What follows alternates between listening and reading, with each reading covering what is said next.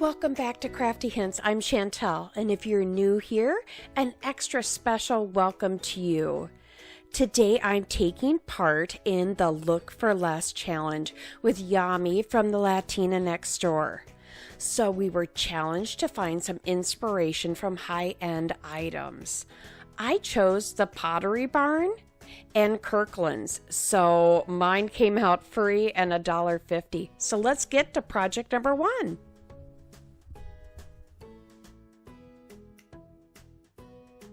I found my first inspiration piece at the Potterybarn. These vases run from about $59.99 to $129.99, and mine was free. So I took some Waverly chalk paint and a vase that I had on hand. This is Ivory, and then I added a little territorial beige to give it a little bit more of a tint. So I'm just covering this with one coat, and then you'll want to let it dry. And you're just wanting to make sure that you do cover everything because this is your base coat.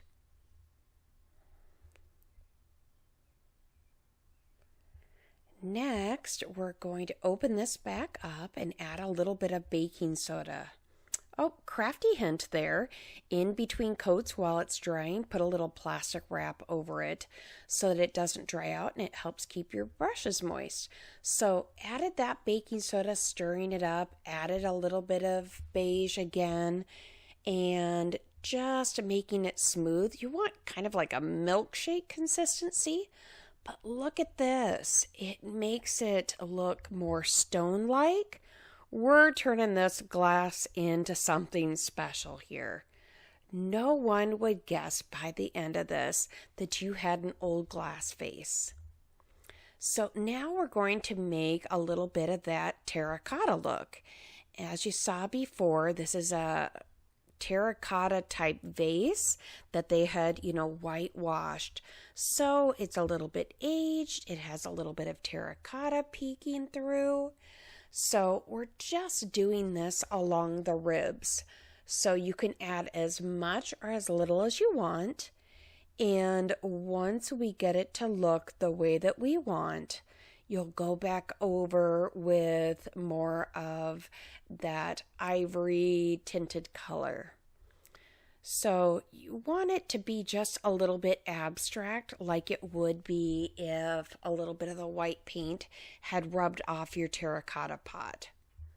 You know, a little bit of that distressing, only you don't have to distress. We'll just go over it with a little bit more paint.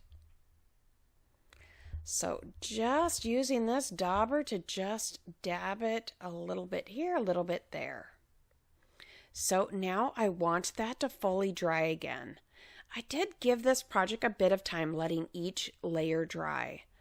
So then I went back in and I painted the inside. I didn't want you to be able to see, if you happen to see over the edge of the flowers that would be in here, that it was a glass vase. Next, I'm going back over this and just slightly covering those terracotta spots that are peeking through. I grabbed a bigger dauber and I'm just kind of tapping that on. And in some spots, I'm rubbing it. In other spots, I kind of drag my brush through, so it does just give it a little bit more of that stone look. I like the texture of it. Okay, I couldn't find my paint toothbrush, so I'm using this one. And it didn't really work while it was running, so I turned it back off and, kind of splattering a little bit of paint. The other one had just some speckles there, so you could add, again, as many as you want or as little as you want. I used the burnt umber and a little of the territorial beige to give it a little bit more texture to it. And if you get too much, just take a little bit of that ivory over the top. And here it is. It is kind of hard to see with the lighting, but there's up to $129, mine free. I hope that you like it.